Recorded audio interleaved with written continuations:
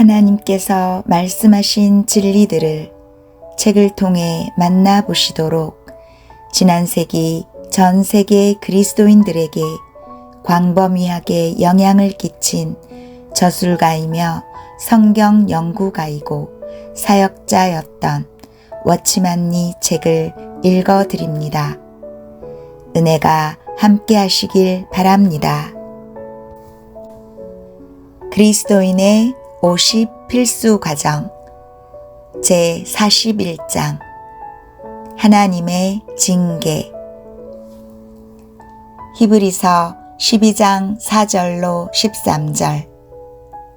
너희가 죄와 싸우되 아직 피 흘리기까지는 대항치 아니하고 또 아들들에게 권하는 것 같이 너희에게 권면하신 말씀을 잊었도다. 일러스되 내 아들아 주의 징계하심을 경히 여기지 말며 그에게 꾸지람을 받을 때에 낙심하지 말라. 주께서 그 사랑하시는 자를 징계하시고 그의 받으시는 아들마다 채찍질하심이니라 하였으니 너희가 참음은 징계를 받기 위함이라. 하나님이 아들과 같이 너희를 대우하시나니 어찌 아비가 징계하지 않는 아들이 있으리요. 징계는 다 받는 것이거늘 너희에게 없으면 사생자여 참 아들이 아니니라.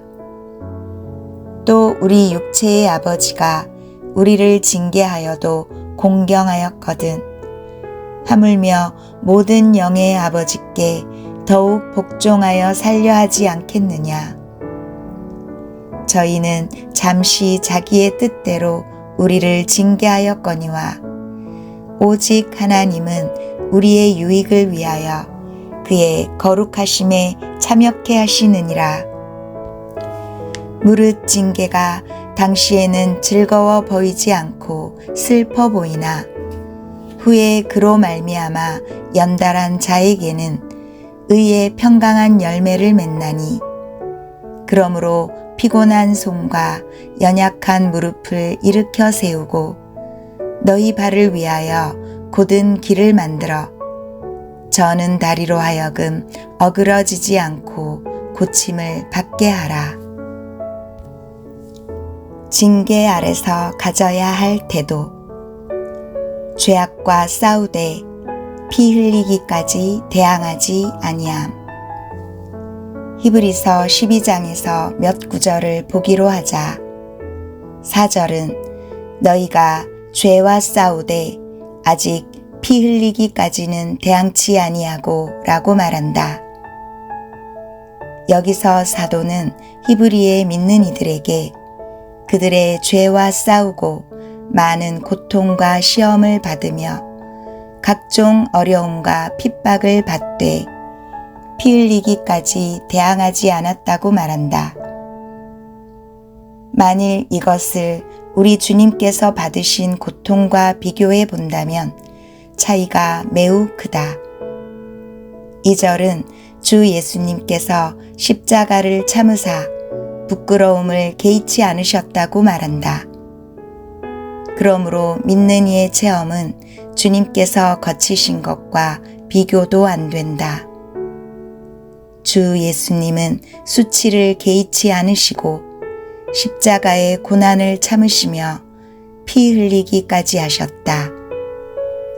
믿는 이들도 수치를 당하고 십자가의 고난을 참았지만 피 흘리기까지 하지는 않았다. 어려움을 당할 때 원인을 물어야 함. 그리스도인은 어떤 일을 겪도록 예정되었는가? 우리는 결코 부당한 소망을 형제 자매들 앞에 두지 말아야 한다. 우리는 그들에게 장래 많은 어려움에 직면할 것임을 알려주어야 한다. 그러나 우리는 장래 우리가 당하는 일들 안에는 하나님의 목적이 있고 하나님의 뜻이 있음을 보아야 한다. 우리가 당하는 많은 어려움과 시험은 대체 왜 발생하는가? 그 안에 무슨 뜻이 들어있는가? 주님께서 우리에게 순교자가 되라고 하시기 전에는 우리가 아무리 죄에 대항하고 죄와 싸울지라도 피 흘리기까지 하지는 않는다. 그러나 피 흘릴 정도는 아니지만 여전히 대항한다. 대체 무슨 까닭에 그런 일들이 발생하는가? 낙심하지 말고 가벼이 여기지도 않음. 5절과 6절은 또 아들들에게 권하는 것 같이 너희에게 권면하신 말씀을 잊었도다. 일러스되 내 아들아 주의 징계하심을 경히 여기지 말며 그에게 꾸지람을 받을 때에 낙심하지 말라. 주께서 그 사랑하시는 자를 징계하시고 그의 받으시는 아들마다 채찍질 하심이니라 라고 말한다. 이 단락을 쓸 때 사도는 잠언을 인용하여 주님의 징계를 받을 때에 가벼이 여기지 말며 꾸지람을 받을 때에 낙심하지 말라고 말한다. 이 두 가지 태도는 믿는 이들이 마땅히 가져야 할 태도이다.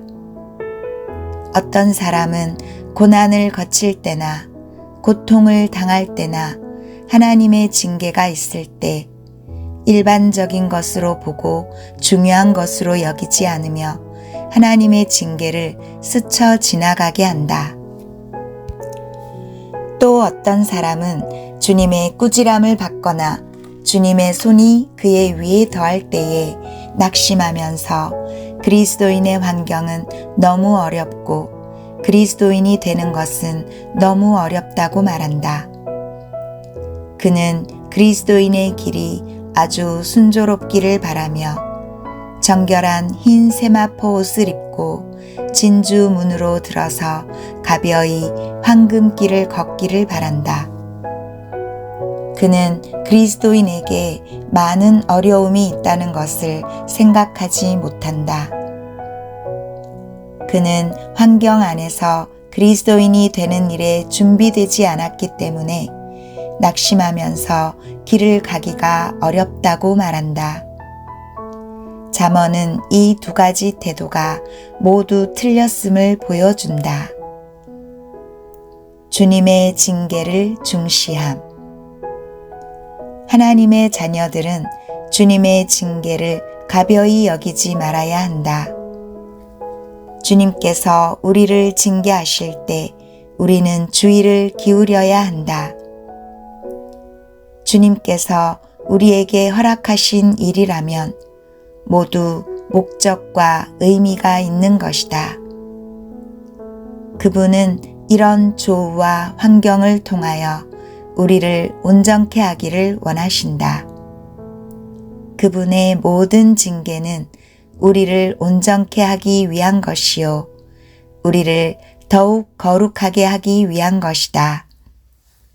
그분의 모든 징계는 성품에서는 우리에게 하나님의 성품을 갖게 하고 그 결과 인격에서 하나님의 교육을 받게 한다. 이것이 주님의 징계의 목적이다. 주님은 아무 까닭 없이 우리를 징계하는 것이 아니라 우리가 합당한 그릇이 되도록 우리를 징계하신다. 주님은 무의미하게 그분의 자녀들에게 많은 고통을 당하게 하시지 않는다. 고통을 받는 목적은 고통만 받는 것이 아니다. 단지 고통을 받으라고 여러분에게 고통을 주시는 것이 아니다. 고통을 받는 데에는 목적이 있다. 바로 우리가 하나님의 거룩함에 참여하고 하나님의 성품에 참여하는 것이다. 이것이 징계의 목적이다. 그러나 하나님의 많은 자녀들은 그리스도인이 된 지 8년이나 10년이 지났는데도 한 번도 하나님의 징계를 엄중하게 여기지 않는다. 그들은 아직까지도 주님께서 그들을 징계하시고 처리하시며 하나의 그릇으로 만들기 위해 다루시고 조각하신다고 말하지 않는다. 그들은 하나님께서 치시고 다루시며 조각하시는 목적을 보지 못하고 다만 자신이 엉뚱하게 고통을 당한다고 생각한다. 오늘 한 가지를 당해도 아무 일도 없었다는 듯이 그냥 지나가게 하고 내일 다른 일을 당하여도 주님의 목적은 관심하지 않은 채 멋대로 그냥 지나가게 한다. 그들에게 하나님은 아무 목적이 없으신 분 같고 자신은 무의미하게 고통을 받은 것 같다. 그러므로 하나님의 자녀들이 가져야 할 첫 번째 태도는 바로 하나님의 징계를 중시하는 것이다. 어떤 일을 당할 때 첫 번째로 물어야 할 것은 이것이 무슨 뜻인가 이고 왜 이런 환경이 임하는가 이다. 우리는 징계를 가벼이 여기지 말고 중시하기를 배워야 한다. 가벼이 여김은 곧 소홀히 하는 것이다. 이것은 하나님은 그분의 원함대로 모든 것을 하시기 때문에 우리는 다만 아무 생각이나 목적 없이 그 환경들을 통과하면 된다고 말하는 것이다. 한면으로 가벼이 여기는 것은 합당하지 않다. 그러나 또 다른 면에서 징계를 너무 심각하게 보는 것도 합당하지 않다. 만일 그리스도인의 생활이 고통만 가득하고 순조롭지 못하다면 누구나 낙심하게 된다. 이것은 징계를 너무 심각하게 본 것이다. 우리는 주님의 징계를 받는 것을 배워야 하고 주님의 징계와 꾸지람에 의미가 있음을 알아야 함과 동시에 낙심하지 말아야 한다. 주께서 그 사랑하시는 자를 징계하심. 히브리서 12장 6절은 주께서 그 사랑하시는 자를 징계하시고 그의 받으시는 아들마다 채찍질 하심이니라 라고 말한다. 이것은 잠언을 인용한 것이며 모든 징계가 무엇을 위해 있는지 보여준다. 징계는 사랑의 안배임. 하나님은 세상의 많은 사람들을 처리하실 만큼 한가하시지 않다. 주님은 그분께서 사랑하시는 자만을 징계하신다. 그분께서 우리를 징계하시는 이유는 그분께서 우리를 사랑하시기 때문이다. 그분은 우리를 그릇으로 만들기를 원하시기 때문에 우리를 징계하신다.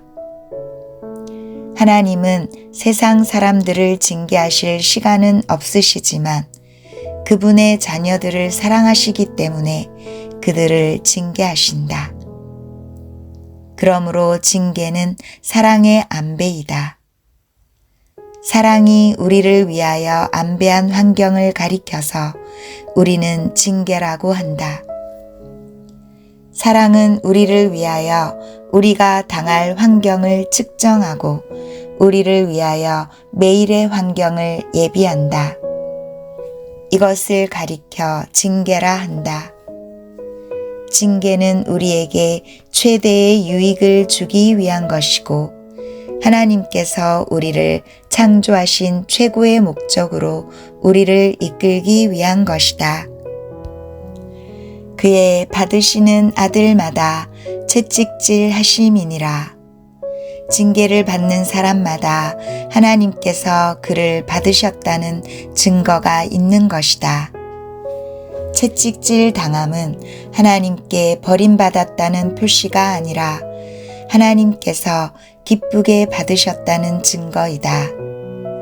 다시 말하지만 하나님은 모든 사람을 다루실 시간이 없으시고 오직 그분께서 사랑하시고 그분께서 받으시는 아들들을 다루실 시간만 있으시다.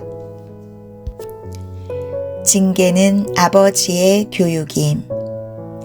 여러분이 그리스도인이 되었다면 반드시 하나님의 손에서 그분의 징계를 받도록 준비되어야 한다. 만일 여러분이 하나님의 자녀가 아니라면 하나님은 여러분을 상관하시지 않고 여러분이 멋대로 생활하고 자기 길을 가도록 허락하실 것이다. 그러나 만일 여러분이 주 예수님을 구주로 영접하고 하나님에게서 출생하여 하나님의 자녀가 되었다면 여러분은 징계받기 위해 준비되어야 한다. 다른 사람의 자녀들을 다룰 시간이 있는 아버지는 하나도 없다. 이웃의 아들이 좋든지 나쁘든지 이것은 그가 상관할 일이 아니다. 그러나 좋은 아버지는 자기 아들에 대하여 반드시 계획적인 교육 방안을 가지고 있을 것이다. 그는 몇 가지 일에서 성실하게 자기 아들을 다루며 결코 자기 임의대로 경우에 따라서만 훈계하지 않을 것이다. 그는 반드시 자기 아들이 성실과 근면과 오래 참음과 고상한 웅지와 같은 것을 배우도록 그가 정한 몇 가지 목표에 따라서 아들을 교육할 것이다. 아버지가 특정한 교육 방안을 안배하여 자기 아들을 징계하는 것은 아들을 특정한 사람으로 만들기 위한 것이다.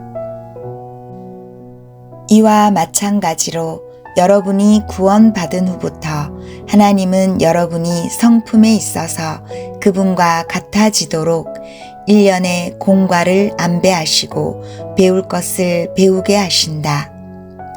하나님은 많은 일에서 여러분이 그분과 똑같이 되도록 어떤 것을 안배하시고 여러분을 징계하시며 채찍질 하시는데 이것은 여러분을 특정한 사람이 되게 하기 위한 것이다. 사람은 그리스도인이 되자마자 다음의 사실을 보아야 한다. 곧 내가 하나님의 자녀가 되었기 때문에 하나님은 내 안에서 어떠한 성품과 성격을 만들어내시기 위하여 어떤 공과를 준비하시어 환경 안에서 내게 많은 것들을 안배하시고 많은 일과 환경과 당해야 할 많은 고통을 안배하신다는 것이다. 이것이 하나님께서 하고자 하시는 일이다. 하나님은 여러분 속에 어떤 인격을 형성하시기 위하여 환경을 여러분에게 안배하신다. 여러분은 그리스도인이 된 후에 하나님의 손이 여러분을 이끌어 여러분에게 환경을 안배하고 채찍질을 한다는 것을 보아야 한다. 언제든지 여러분이 합당한 길을 떠나려 할 때마다 하나님의 채찍은 여러분을 치고 재촉하여 여러분을 다시 그 길로 밀어 넣을 것이다. 그러므로 하나님의 모든 자녀들은 하나님의 징계의 손을 받도록 준비되어야 한다. 하나님은 여러분이 아들이기 때문에 징계하신다. 하나님은 다른 사람을 징계할 시간이 없으시다. 하나님은 그분께서 사랑하시지 않는 이들을 징계할 시간이 없으시다. 하나님은 그분께서 받으시지 않는 이들을 책망할 시간이 없으시다. 채찍질과 징계가 있다는 것은 하나님께서 우리를 사랑하시고 우리를 받으신다는 표시이다. 오직 그리스도인만이 채찍질과 징계에 참여할 수 있다. 징계는 형벌이 아니라 영광임. 우리가 받는 것은 징계이지 형벌이 아니다. 형벌은 잘못을 책망하기 위한 것이다. 그러나 징계는 교육의 목적을 가진다. 형벌은 여러분의 잘못으로 인한 것이고 단지 과거를 위한 것이다. 징계 역시 여러분의 잘못으로 인한 것이지만 이것은 장래를 위한 것이다. 징계에는 장래의 성분이 들어있고 목적이 있다. 우리는 주님의 이름 안으로 돌아오고 주님께 속한 사람들이다. 이제 우리는 하나님께서 우리를 그분을 영화롭게 할 수 있는 사람으로 만드시도록 허락해 드려야 한다. 나는 이렇게 말할 확신이 있다. 하나님은 그분의 모든 자녀들이 어떤 일에서 그분을 영화롭게 하기를 원하신다. 하나님의 모든 자녀들은 다 그분을 영화롭게 해야 한다. 다만 각 사람이 그분을 영화롭게 하는 방식이 다를 뿐이다. 어떤 사람은 이렇게, 또 어떤 사람은 저렇게 그분을 영화롭게 한다. 우리가 각종 상태에서 하나님을 영화롭게 할 때 그분은 완전한 영광을 얻으실 것이다. 각 사람마다 어떤 부분과 어떤 특징을 가지고 있다. 하나님은 그분 자신을 영화롭게 하시기 위하여 우리를 어떠한 인격으로 만들기를 원하신다. 그러므로 예외 없이 각 사람에게 하나님의 징계의 손이 있으며 이것은 하나님의 사업을 이루기 위한 것이다. 하나님의 징계의 손이 없는 그분의 자녀란 있을 수 없다. 결코 있을 수 없다. 징계를 이해하지 못하는 것은 커다란 손실임. 그러므로 하나님의 자녀가 하나님의 징계를 이해하지 못하는 것은 실로 커다란 손실이다. 내가 솔직히 말하거니와 많은 사람들이 하나님 앞에서 수년 동안 어리석은 삶을 산다. 그들은 주님께서 그들 자신에게 어떤 일을 하고자 하시는지를 모른다. 그들은 광야에서 목적 없이 방황하는 사람처럼 제멋대로 행하고 제한을 받지 않는다. 그러나 하나님은 이러한 방식으로 일하시지 않는다. 그분은 목적이 있는 하나님이시다. 그분은 우리가 특정한 품격을 가짐으로 그분의 이름을 영화롭게 하는 목적을 가지고 계신다. 그러므로 모든 징계는 다 우리를 이런 길로 인도하기 위해 있다. 오래 참음은 하나님의 징계를 위한 것임. 사도는 히브리 믿는 이들에게 편지를 쓸 때 잠언을 인용했다.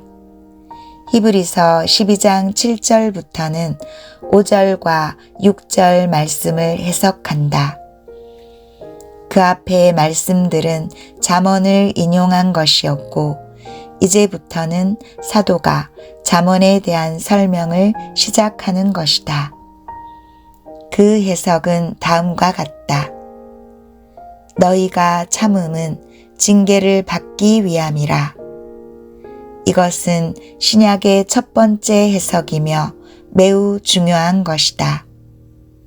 사도는 여기에서 고난과 오래 참음과 징계가 하나임을 우리에게 보여준다. 하나님께서 우리를 징계하신 것에 대하여 사도는 이것이 우리의 오래 참음과 동일한 것임을 보여준다. 우리의 오래 참는 것은 우리에 대한 하나님의 징계를 위한 것이다. 고난받는 것이 곧 하나님의 징계임. 아마 어떤 사람은 하나님의 징계가 무엇이며 왜 하나님께서 우리를 징계하시느냐고 물을 것이다. 무엇 때문에 2절부터 4절까지에서 부끄러움을 상관하지 아니하고 십자가의 고난을 참은 것과 죄와 싸우고 죄를 대적하는 것을 말한 후에 5절과 6절에 와서는 징계와 채찍질을 말하는가? 이 두 가지는 어떤 관계가 있는가? 5절과 6절의 징계와 채찍은 무엇인가? 또 2절부터 4절까지에서 말한 수치, 고난, 죄와 싸우는 것은 무엇인가? 7절은 2절부터 6절까지를 종합하여 우리가 오래 참는 것이 곧 하나님의 징계임을 보여준다. 그러므로 고통당하는 것이 하나님의 징계요. 수치를 당하는 것이 하나님의 징계요. 고난받는 것이 하나님의 징계이다. 피 흘리기까지 죄와 싸우지 않았을지라도 그 고난과 고통은 하나님의 징계이다. 하나님은 어떻게 우리를 징계하시는가? 우리는 하나님께서 우리를 거치게 하시고 견디게 하시는 것들이 바로 하나님의 징계임을 보아야 한다. 결코 하나님의 징계를 다른 특별한 것으로 생각하지 말라. 아니다. 하나님의 징계는 매일 여러분이 견디는 바로 그것이다. 즉, 한마디의 강한 말, 사람의 찌푸린 얼굴, 아주 날카로운 말, 아주 무례한 대우, 아주 부당한 비평, 뜻밖의 어려움, 각종 수치, 집안 식구들의 무책임, 본분에 따라 행하지 않는 것, 그리고 가정에서 일어나는 심각한 문제들이 있다. 때로는 많은 질병과 궁핍함이 있으며 많은 곤란과 어려움이 있다. 여러분이 견디고 당하는 많은 환경들이 있을 것이다. 사도는 이것이 바로 하나님의 징계라고 말한다. 여러분이 오래 참는 것이 바로 하나님의 징계이다. 모든 환경은 우연한 것이 아님. 그러므로 오늘날의 문제는 어떤 사람이 나에게 좋지 않은 얼굴을 내밀 때 내가 어떤 반응을 갖는가에 있다. 만일 좋지 않은 그 얼굴이 나에 대한 하나님의 징계라면 나는 어떤 반응을 가져야 하는가?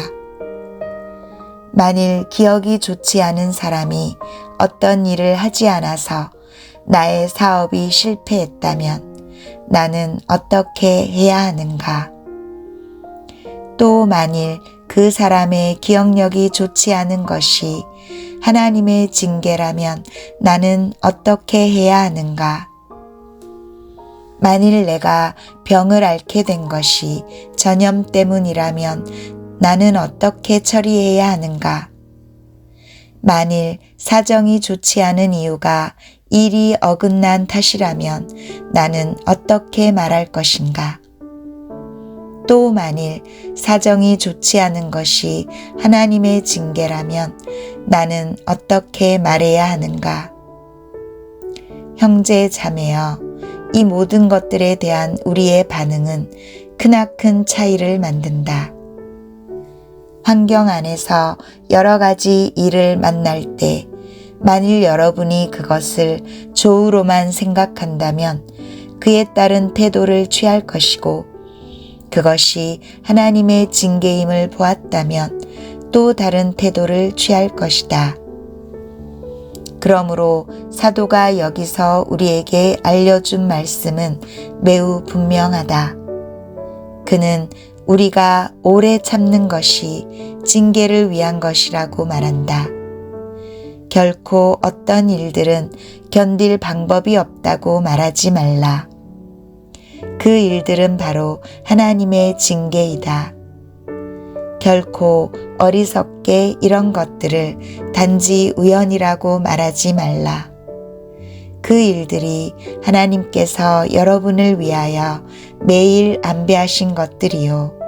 하나님께서 여러분에게 측량해 주신 징계임을 보아야 한다. 징계는 곧 하나님께서 아들과 같이 우리를 대하시는 것임. 7절 하반절은 아들과 같이 우리를 대하신다고 말한다. 하나님은 아들과 같이 우리를 대하신다. 어찌 아비가 징계하지 않는 아들이 있으리요. 우리가 당한 일들은 하나님의 징계이다. 오늘날 많은 징계가 우리에게 임하는 것은 그분께서 우리를 아들과 같이 대하시기 때문이다. 징계는 하나님의 학대가 아니라 하나님의 우대임을 기억하라. 많은 사람들은 하나님의 징계를 받는 것을 하나님께 학대를 받는다고 생각하는 잘못된 사상을 가지고 있다. 그러나 사실 내가 하나님의 징계를 받는 것은 그분께서 아들을 대하시듯 나를 우대하시는 것이다. 어찌 아비가 징계하지 않는 아들이 있겠는가? 징계는 하나님께서 여러분을 우대하시는 것이다. 여러분이 이미 하나님의 아들이 되었기 때문에 징계를 받는 것이다. 하나님께서 여러분을 징계하시는 것은 여러분을 축복받는 위치와 영광을 얻는 위치로 옮기기 위한 것이다. 결코 여러분을 하나님의 학대를 받는 사람이라고 생각하지 말라. 어찌 아비가 징계하지 않는 아들이 있겠는가? 아버지의 손길임을 보아야 함. 여기에 한 가지 큰 차이가 있다. 만일 모든 사람이 자기가 당한 환경이 하나님에게서 나온 것임을 보았다면 자신이 체험하는 것에 대하여 즉시 다른 태도를 취하게 될 것이다. 만일 어떤 사람이 회초리로 나를 때린다면 그와 다투고 회초리를 빼앗아 부러뜨려 나를 때린 그 사람의 얼굴에 던진다 하더라도 그에게 조금도 미안하지 않을 것이다. 그러나 내 아버지가 회초리로 나를 때렸다면 그 회초리를 빼앗아 부러뜨려 아버지의 얼굴에 던질 수 있겠는가? 그럴 수 없다. 여러분은 아버지가 여러분을 한 차례 때린 것이 귀하게 느껴질 것이다. 귀용 부인은 나를 때리는 그 채찍에 입을 맞추리라. 나를 때린 그 손에 입을 맞추리라 라고 말했다. 이것이 아버지의 손과 아버지의 채찍임을 기억하라. 이것은 다른 것이다. 만일 그것이 일반적인 환경이라면 여러분이 상관하지 않을 수도 있다. 그러나 이것들은 일반적인 것이 아니라 여러분을 그분의 성품과 인격에 참여하게 하는 하나님의 손길과 채찍임을 보아야 한다. 만일 여러분이 이것을 보았다면 불평하고 원망하지 않을 것이다. 이것이 아버지의 우대임을 아는 사람은 느낌이 완전히 달라진다. 왜냐하면 나의 하나님께서 아들과 같이 나를 대하시고 나를 징계하시는 것은 영광스러운 일이기 때문이다. 징계는 우리가 아들이라는 증거임. 8절은 징계는 다 받는 것이거늘 너희에게 없으면 사생자요 참 아들이 아니니라 라고 말한다. 여기서 여러분은 징계가 아들이라는 증거임을 기억해야 한다. 누가 하나님의 아들인가? 하나님에게 징계를 받는 사람이다. 누가 하나님의 아들이 아닌가? 하나님께 징계를 받지 않는 사람이다. 하나님의 징계를 받지 않는 사람은 아들이 된 증거가 없다. 아들이 된 증거는 바로 징계이다. 징계는 모든 아들이 받는 것이다.